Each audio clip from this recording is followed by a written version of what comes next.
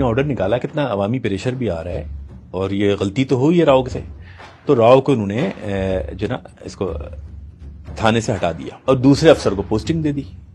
جب دوسرا افسر تھانے گیا راؤ صاحب کا چارج لینے، تو راؤ صاحب نے اس کو ٹارچر سیل میں الٹا لٹکایا، اس کو مارا، اس کو بولا کہ بھائی ڈی آئی جی کون ہوتا ہے؟ پوسٹنگ تو میں اپنی مرضی سے لیتا ہوں، تو میرے پاس چارج لینے کیسے آیا؟ جب میں نے چارج چھوڑوں گا تو لے گا نا، میں تو آیا کیسے؟ تو یہ بڑا واقعہ ہو گیا اور ڈی آئی جی صاحب تب گئے۔ ڈی آئی جی صاحب نے بولا بھائی راؤ کے خلاف تو بڑی کاروائی ہو جائے، کیونکہ راؤ نے تو حکم ماننے سے، یعنی فورس کے اندر تو اصول ہے نا کہ افسر کا حکم ماننا ہے، چاہے غلط حکم ہو افسر کا ماننا ہے۔ یہاں پہ تو راؤ صاحب نے سلیم واحدی جیسے شخص کو کراس کر دیا۔ یہ جنگ چل رہی تھی، اس زمانے میں نواز شریف صاحب کی گورنمنٹ تھی۔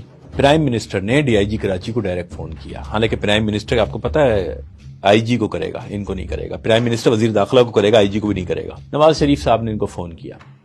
نواز شریف صاحب نے ان سے سلیم واحدی سے کہا کہ آپ نے جو آرڈر نکالا ہے راؤ کے خلاف وہ واپس لے لیجیے۔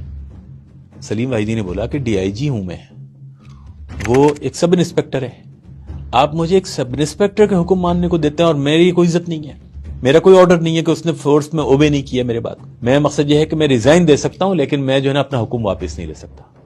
نواز شریف نے بولا کہ صحیح ہے واحدی صاحب، پھر آپ اپنا ریزائن دے دیجیے۔ تو سلیم واحدی کو ڈی آئی جی کراچی کا عہدہ چھوڑنا پڑا، راؤ انوار کو وہ ہٹا نہیں سکے ایس ایچ او شپ سے، تو اس کے خلاف کاروائی نہیں کر سکے۔ تو آپ یہ نہ سمجھیں کہ صرف زرداری صاحب سپورٹ کرتے تھے یا پیپلز پارٹی سپورٹ کرتی تھی، راؤ کے خلاف کوئی بھی نہیں جا سکتا، چاہے کوئی بھی تنظیم ہو، جو جائے گا نقصان اٹھائے گا۔ کیوں کہ راؤ یہاں کے ٹاسک پہ کام نہیں کرتے، صرف راؤ بہت سارے باہر کے لوگوں کے لیے ٹاسک پہ بھی کام کرتے ہیں، انٹرنیشنل۔ راؤ ہو، چودھری ہو یا کوئی بھی ہو، یہ سارے